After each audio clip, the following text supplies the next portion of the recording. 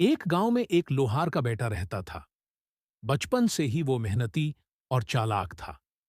उसका दिन अक्सर अपने बाप के लोहे के काम देखते और छोटी छोटी चीजें सीखते गुजरता।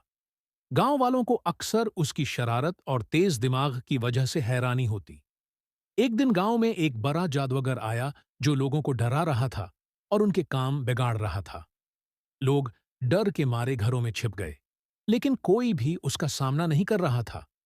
लोहार का बेटा सोचा, मेरे बाप के लोहे का हथौड़ा और मेरा दिमाग दोनों मिलकर इस जादूगर को हरा सकते हैं।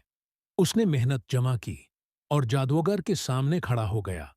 जादूगर ने जादू चलाया, आग और बजली की तरह ताकत, लेकिन लोहार का बेटा मेहनत से अपना ध्यान और हिकमत अमली इस्तेमाल करते हुए हर जादू को तोड़ता गया। आखिरकार जादूगर हार गया और गांव से भाग गया।